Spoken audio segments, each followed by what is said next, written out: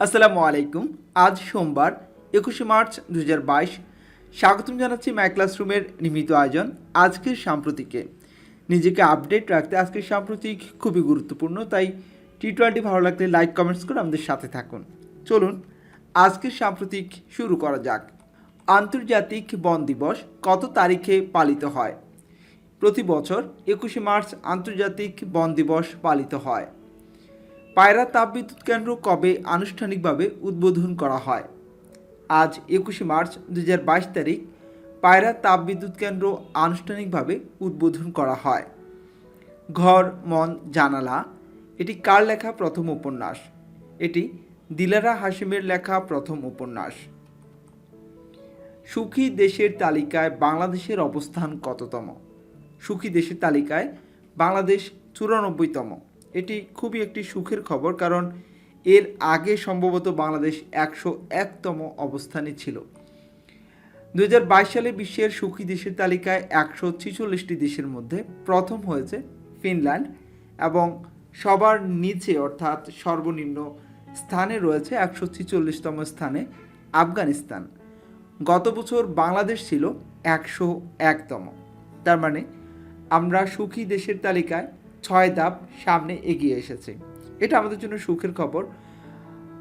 পরবর্তী প্রশ্নটি হচ্ছে, এশিয়া কাপ 2022 বিশ্ব র্যাঙ্কিং টুর্নামেন্টের স্টেজ 1-এ 3টি স্বর্ণ ও 1টি রৌপ্য পদক জয় করেছে বাংলাদেশ আর্চারি দল। আজ ঘূর্ণিঝড় অশনি ভারত, বাংলাদেশ ও মিয়ানমারে আঘাত হানতে পারে। অশনি নামকরণ করেছে শ্রীলঙ্কা, যার অর্থ বাজ অথবা বজ্র। সার্ভেন্ট অফ দ্য পিপল কোন দেশের রাজনৈতিক স্যাটায়ার কমেডি টেলিভিশন সিরিজ? এটি হচ্ছে ইউক্রেনের। আন্তর্জাতিক পদ্ধতিতে মৌলিক একক কয়টি? আন্তর্জাতিক পদ্ধতিতে মৌলিক একক 7টি। নিউমোনিয়া রোগ সৃষ্টি করে কোন ব্যাকটেরিয়া? এটি কক্কাস ব্যাকটেরিয়া সৃষ্টি করে। হুসেইন মোহাম্মদ এরশাদের নামে চালু করা পল্লী বন্ধু পদক 2021 পেয়েছেন কতজন ব্যক্তি? 8 জন ব্যক্তি। VRM এর পূর্ণরূপ হচ্ছে vertical roller mill. System for transfer of financial messages সংক্ষেপে SPFS কোন দেশের আন্তর্জাতিক পেমেন্ট সিস্টেম? এটি হচ্ছে রাশিয়ার আন্তর্জাতিক পেমেন্ট সিস্টেম। অর্থনীতির জনককে? অর্থনীতির জনক হচ্ছে অ্যাডাম স্মিথ।